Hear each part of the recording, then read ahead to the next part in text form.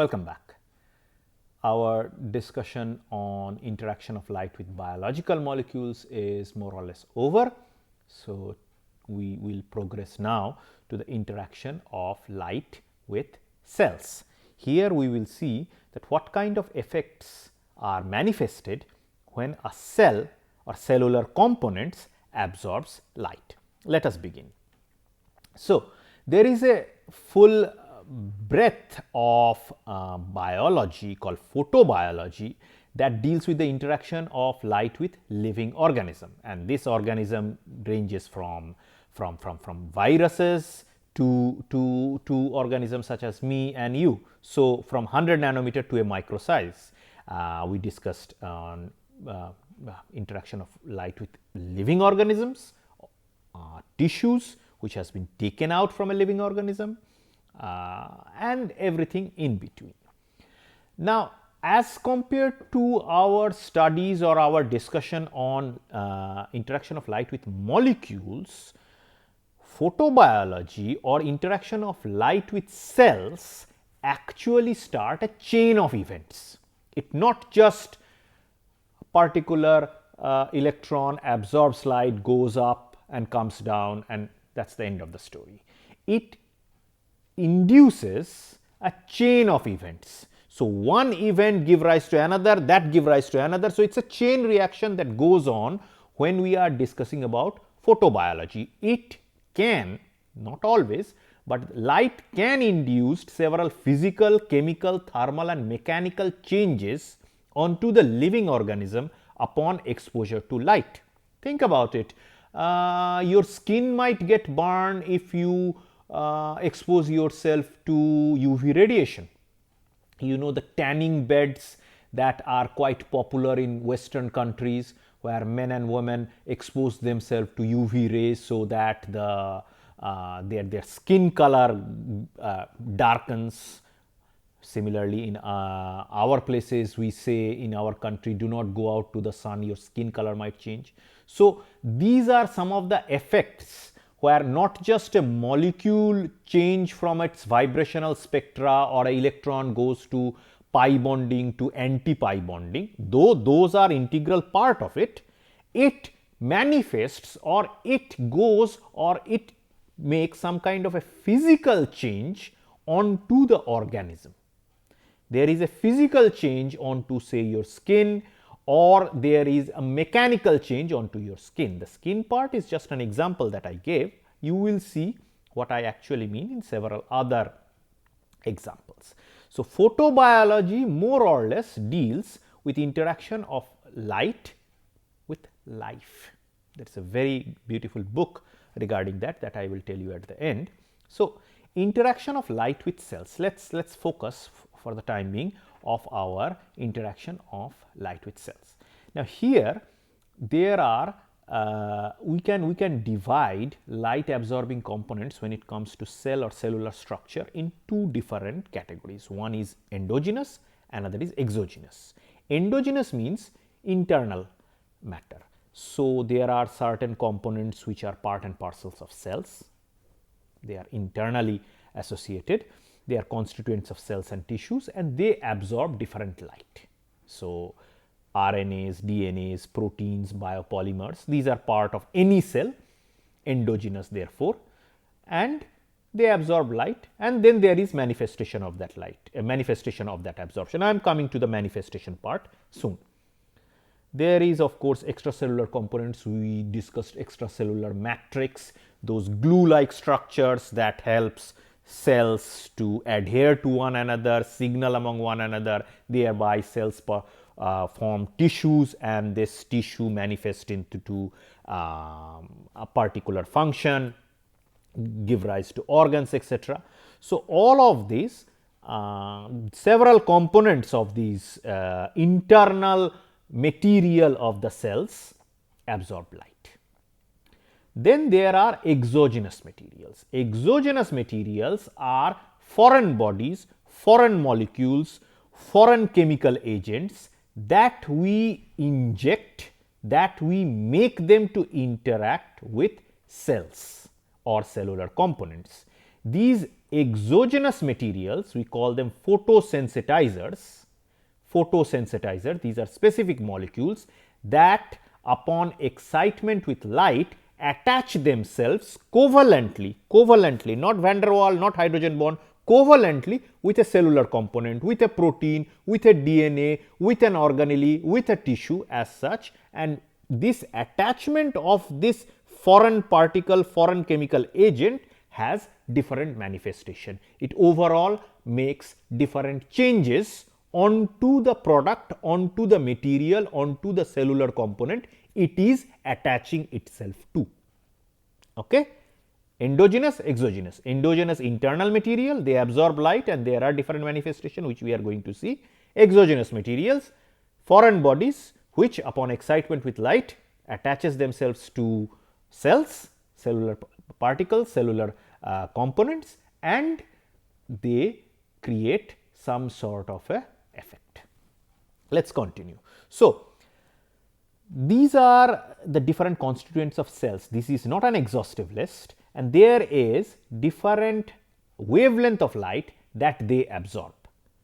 They absorb these light either for, so since these are mostly ultraviolet, it is usually for the electrons to transit from lower level to upper level. We have already discussed that, and some of the times they are in visible region or infrared region, and thereby their rotational moment changes. But that is not the point. We have already understood that molecules or electrons absorb light and go in different way. But what happens when they have absorbed light? This is the point of this particular lecture today. So, when DNA bases started absorbing UV light, different types of changes may occur. The bases may change, the DNA can mutate. If you have mutation, either bad proteins or no proteins get produced, and that can manifest in several different ailments such as cancer. You all should know or must know or have seen movies and serials and series on human being exposed to high energy radiation, atom bombs radiation. So, what happens? Those energy, those high energy, higher either this or higher than that, made permanent damage to the DNA of the people who got exposed, and as a result you got cancer. Remember radiation induced cancer? That happened in Chernobyl in erstwhile Soviet Union, that happened in Hiroshima and Nagasaki, where the DNA bases got mutated, your DNA got mutated upon exposure to high energy radiation, and as a result mutated proteins manifested itself into cancer. Obviously, there is bit more complications to that, but for the time being understand. Similarly, hemoglobin absorbs different frequencies of light, different wavelengths of light, different energies of light depending on how much oxygen it is carrying. So, if you are changing different frequencies of light, or if you are trying to monitor, remember I have discussed little bit about pulse oximeter, how much oxygen your hemoglobin is carrying can be determined by what frequency of light it is absorbing. So, if you understand or if you identify the frequency of light, you can thereby make a comment on the oxygen saturation or how much oxygen is present. Similarly, several amino acids absorbs wavelength in infrared region. Water absorbs infrared, sorry, this is ultraviolet, beg your pardon, this is infrared. So, if you expose yourself to sunlight which contains infrared, what happens to the water present in your body? Okay. Here we are discussing about manifestation. It is not simply about rotational moment or vibrational moment or electron moving from one to. We have discussed that already. Here we are discussing so what. Okay, electron has jumped or molecule has vibrated, so what? Well, so what is several different diseases can form. If your water is dehydrated, you will feel thirsty, or your skin absorbs a particular wavelength of light and produce vitamin D. Vitamin D comes from sunlight. What does that actually mean? The several components of your skin absorbs certain parts of UV and visible light. They generate vitamin D. That vitamin D is a vitamin that is vital for your different life processes. So, this is what we are discussing today. So, the light absorption by cellular components can be briefly discussed or briefly divided into radiative process and non-radiative process. Radiative process, by this time you know, where light is absorbed and then light is emitted, either of the same frequency or of the different frequency. A common problem that biologists many times face, or fluorescence microscopists many times faced, though it depends on your skill sets, is autofluorescence, meaning several biological components upon exposure to light, UV light or visible light, they start emitting their own light. They start to fluoresce. By this time you should know what fluorescence means. They start to emit their own light, they start to fluoresce. That emitted photon interferes with anything else, interferes with, say, different label, different tag you have used to detect a different cellular component. If you are, as we discussed previously, if we are trying to detect Raman spectrum, how an upshift or downshift, a Stokes or anti-Stokes have happened, you may find that the previous photon has changed the Raman photon, changed its energy. There is a energy change might happen, momentum has changed, some kind of directionality have been changed. So, NADH stands for nicotinamide adenine dinucleotide. It's a mouthful. These are some kind of cofactors which performs redox reaction for energy production or energy synthesis. Carb cycle is something that comes into my mind. Medical students, you know the joke. There are two kind of people in this world, one who understand the carb cycle and one who does not. I follow in the second category. So, no, I am not going to take the bait and discuss NAD or NADH in detail, right? This is an internal joke for medical students. Flavins and aromatic amino acids, these upon exposure to UV light or lower wavelength visible spectrum blue or violet, they start autofluoresce, they start emitting their own light. So, this is a radiative process, okay? It has its own manifestation. The non-radiative process is when upon exposure to light, the cell dissipates the energy in terms of heat, okay? And that is the thermal effect. I am coming to the photochemical effect, but for one of the non-radiative process is upon exposure to light, the cell or cellular component dissipates that energy in terms of heat, which results in either local heating or presence of blood vessels or presence of any fluid conducts the heat from one area to another area, and thereby you have different manifestations. One single manifestation, one common manifestation is protein denaturization. Our body is filled with proteins. Every kind of material, every kind of life processes has protein function, both directly or indirectly. So, the protein get denatured upon exposure to light, which manifests itself into heat. So, light gets manifested into vibration, the vibration generates heat, the heat basically denatures the protein. This is kind of, you can consider it as rotting, the protein get denatured. The second one is water vaporization. We will discuss water vaporization in detail in the interaction of light with tissues, but understand that some kind of ablation happens on your cells and tissue when water starts vaporizing. When the temperature of water starts going higher upon exposure to sunlight or any light particularly, you have boils on your hand, on the area that has exposed. Pressures generate because of the water converting itself into steam, and it can rupture the cell and spores can be formed. So, water vaporization is quite important. Hold the thought, we will be discussing water vaporization at a detail in interaction of light with tissues. What we are there, however, going to discuss today is the photochemical effect, right. This is mostly a physical or mechanical effect where the protein is getting denatured, the shape of the protein is changing, the property therefore is changing, or water is vaporizing, therefore the cell has increased or decreased in its volume, it has become thirsty, it has hydrated itself, or it has the water content has completely reduced. Our body is made up of 80% of water, but let us for today's class discuss the photochemical effect. Photochemical effect is quite important because upon exposure to light, several biological materials, several biological molecules, several biological components, several cellular components perform a plethora of these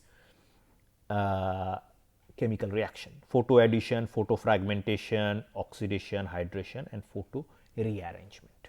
Okay. These are the chemical process that are light induced, hence the term photo is associated with all of them. Remember, photo or phos is Greek for light. So, let us go one at a time about what these are. Photo addition simply means there are two separate molecules.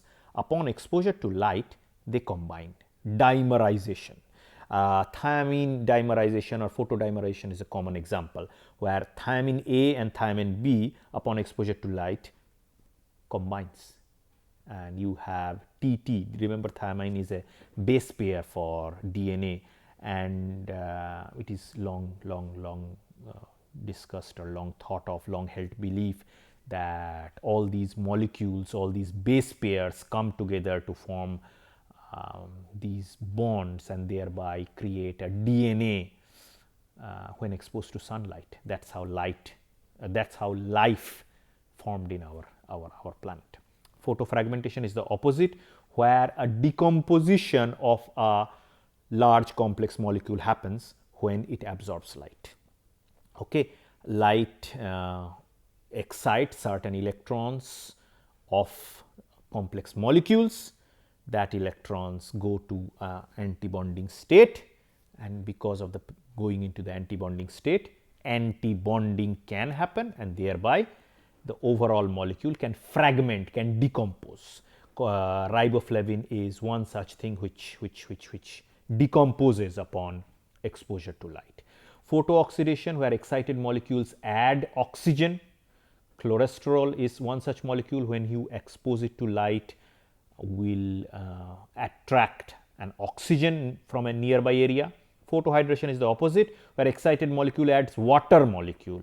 So, uracil, this is the base pair in RNA, upon exposure to light will attract an H2O molecule from nearby area.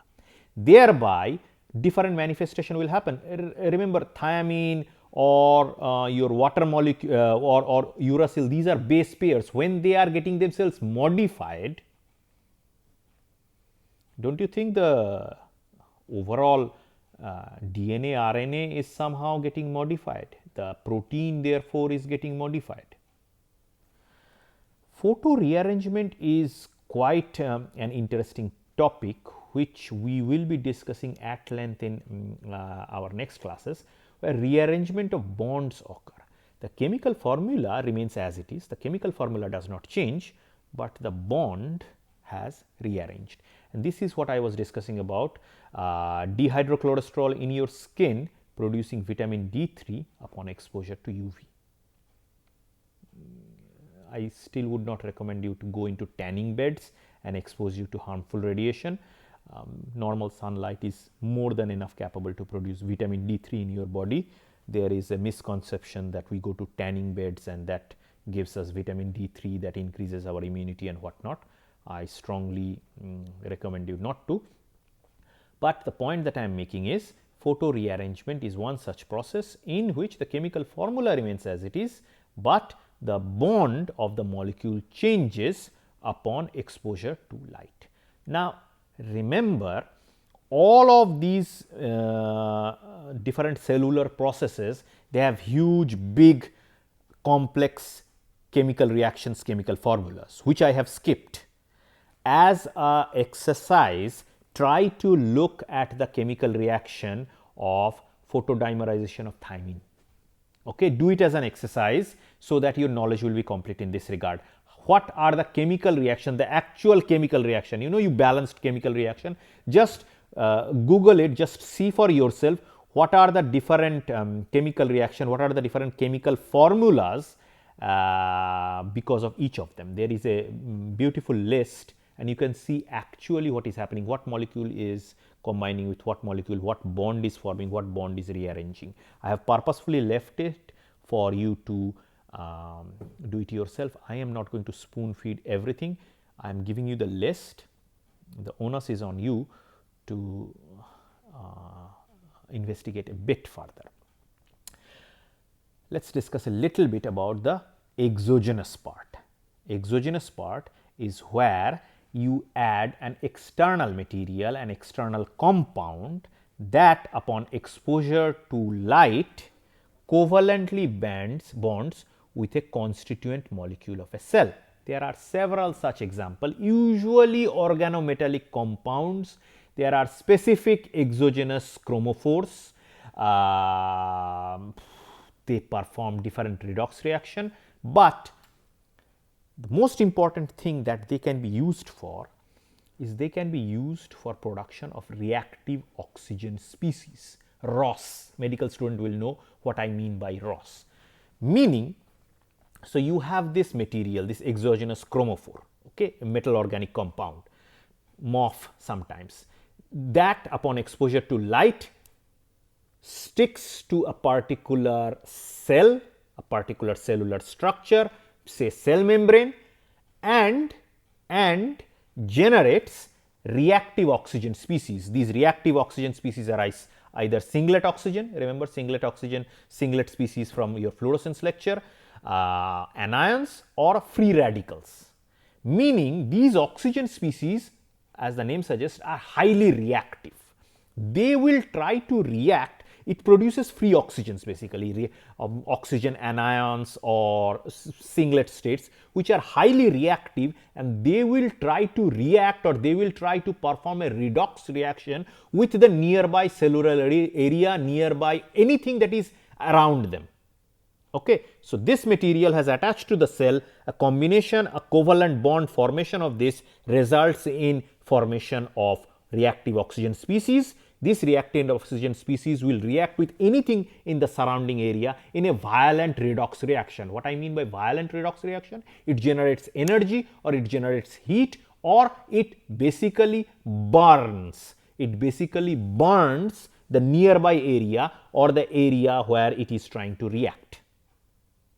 Okay. You know about exothermic and endothermic reaction. Think about this highly violent redox reaction where heat is produced, exothermic reaction is produced. So, this exogenous reaction, this exogenous chromophore upon exposure to light fixed to a cellular compound, fixed to a cellular material, covalently bonds to it. This covalent bond gives rise to oxygen species, reactive oxygen species. These reactive oxygen species try to react with anything nearby that area, and the result is heat generation.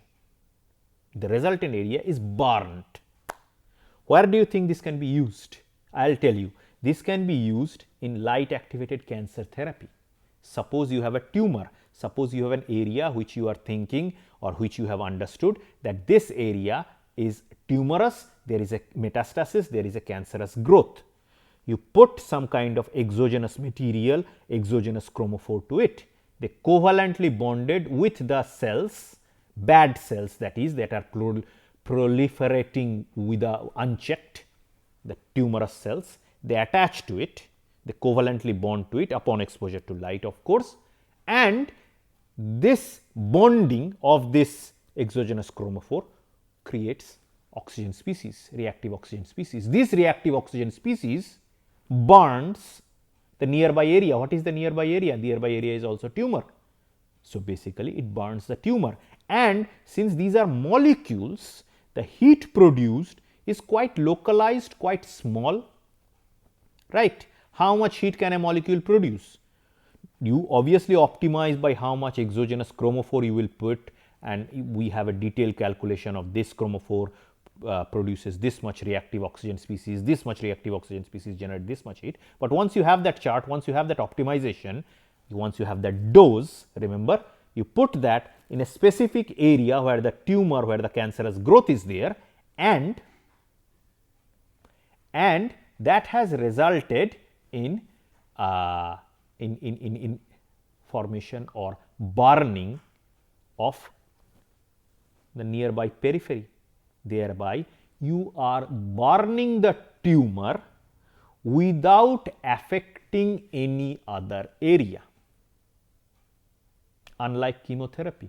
Yes, I am going to say that this is photodynamic therapy, where light activated cancer therapy. This is the heart and mind of biophotonics, where you are utilizing light instead of chemical, instead of chemotherapy, you are doing photodynamic therapy, where light is made to create some kind of a reaction.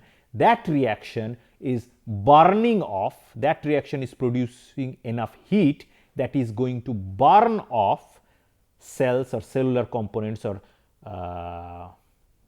nearby areas, which happens to be in this particular case a cancerous growth. We will be discussing, there is an entire chapter dedicated to light induced therapy. Photothermal therapy as well as photodynamic therapy is an integral part of that, and we will be discussing this photodynamic therapy in detail for that. So, do not worry if you have if you want to go into detailed part of it. I will take you step by step through photodynamic therapy to photothermal therapy, light induced therapy. But understand how cool this is, how beautiful this is. Instead of chemotherapy, we do phototherapy, light induced therapy. This is the promise that biophotonics brings. You localize the area, you burn the local area, and you are burning not with a laser light, not with some producing heat that will have side effects or anything. It is using oxygen molecules, and you are creating these oxygen molecules, you are creating this singlet state, superoxide anions, Ross species that is burning the tumor part. Obviously, it is not yet fully functional, fully optimized. You are still going for chemotherapy, but it is showing tremendous amount of promise. So, that is in a nutshell the interaction of light with cells or cellular components. Please look at the actual chemical reaction that I have skipped, that is as left as an exercise to you, and these are some of the concepts covered. I absolutely enjoy this photobiology book, this Photobiology, the Science of Light and Life. See if you can get it from a library. Other than that, the molecular biology of cell is quite interesting, and obviously Professor Prasad's book is always a handy tool. So, thank you very much. I will see you in next class. Thank you.